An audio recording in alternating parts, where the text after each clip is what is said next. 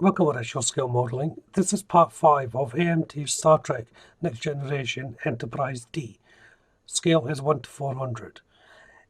In this part 5, I'm going to be starting the lighting process. So beginning with some lighting strips and soldering. So let's jump into this and see how well I get on.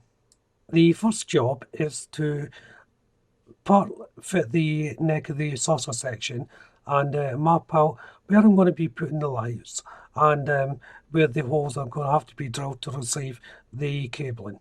So this is the sidewall of the neck, and I'm just checking it there to see how much room I have inside before I can map out the lights. It's a fairly standard light setup, and this one's just got a one main strip of lights to begin with, and this is what I'm just marking out here. The first hole that I'm drilling is going to be for the power cord that's going to be running from the saucer section down through the hull of the model. So this one's quite important, this hole. So laying it on to the saucer section so it's exactly in the same place as the two parts. This is quite important because obviously you don't want it to be screw if, and it can end up in nicking your wire and breaking it. So once I've drilled my hole, as you can see, I'm just flipping it around and you can see where it's going to come out on the saucer part side. Now this is only the first small hole, and of course I have to open it up. Now depending on how thick your wiring is, it will dictate how big a hole that you'll need. And I'll just take the length of wire and pass it through. As you can see, I've got the two wires, the red and black. Just don't do it with just the one wire. Make sure both can fit through simultaneously, because I've done this in the past where I've only opened it up big enough for one part of the wire, forgetting that of course two parts of wire go through. Now I've marked it all out, it's time to work on the lights. So I've got some LED strips there, and these come in three light sections. Each section has three lights, should say, with the contact points in between. Now this is where you cut these so that you don't damage the lights. You're meant to cut them there. Don't cut them anywhere else apart from the intersection of each set of lights. They should generally only come in three. I have seen some that are in fours, which is strange, but that was early on. Nowadays they only come in threes, and there's two little copper connections on each section that you just cut through. So as you can see there, I'm just putting them on, laying them in, and just getting a general idea how they're all going to sit. Because it's all right drawing it out on the part or on a piece of paper, but it's not until you actually put them on you get a feel for how they're meant to be. Once I put the strips secured onto my bench, I'm just writing in the plus and negative on the actual strips themselves. This way, when I put them on, I won't get lost. So the first thing then I have to do is take a bit of flux and put it over the contact points. Now flux helps the area from being burnt when you're applying the solder. And then on each contact point, I'm just going to put a little bit of solder on. Now I do this for all the contact points as a general rule, even if I don't use them. There's been many a time when I've done this and I've thought, oh, I should have had a little bit of soldering on the other contact points because I might be using them. So it's just good practice to do them all on the contact points. It's now time to remove the sheath from the wires. I've cut off segments of wire here. Now I'm doing this by hand. I wouldn't recommend doing it this way. I've been doing this way for years, so I'm careful not to cut myself. If you do it this way, be very, very careful, because you can quite easily slice your fingers open. So you're better off getting a wire stripper if you have one. If you don't, just be careful.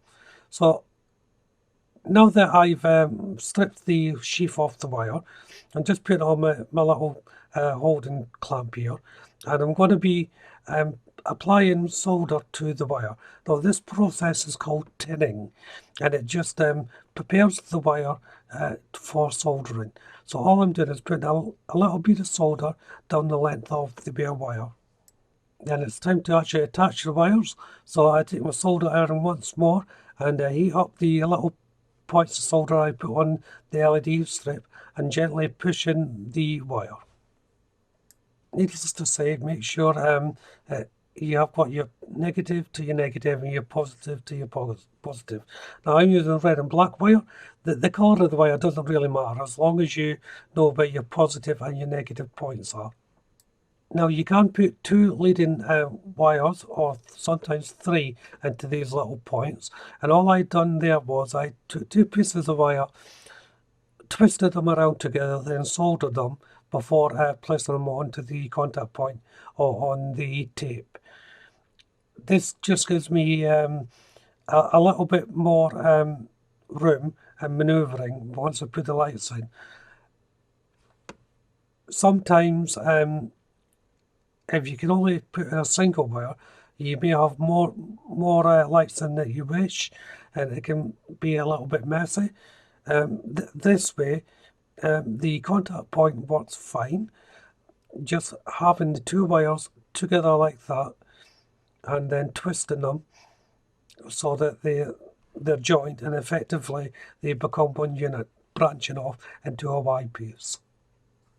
Of course, if you're putting a larger strip in, you wouldn't have to do this, but because there's only, on this larger section, only three sections where the contacts can be made, and if you need several contact areas and power points, so power going into the lights, power coming out of the lights, and power connecting each light together, it can get a bit cramped, hence why I place in multiple wires into one actual soldering point. I should mention also it's very important that you don't get any of the solder branching over to your negative or positive point as well, because that would create a short and of course your lights wouldn't work. So now that I've wired everything, I'm just going to be doing a light test, and I do this for any time I make a change to my wiring or to the lights. So if I'm soldering a little thing, I'll do a light test. If I'm moving something around, I'll do a light test. Once all the wires are soldered in, I'm just using a little bit of hot glue over the solder points. This not only secures the joint so it doesn't peel off and break, it also insulates the bare wire and solder parts as well. So I've checked everything is working. So now I'm just placing the strip on.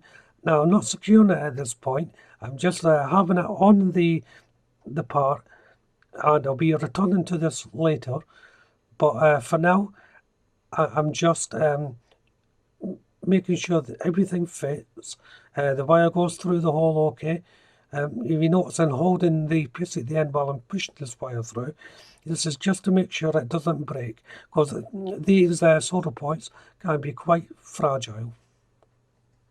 And since the lighting is such a long process, this is actually where I'm going to end part 5. So part 6 I'll have more of the lighting set up.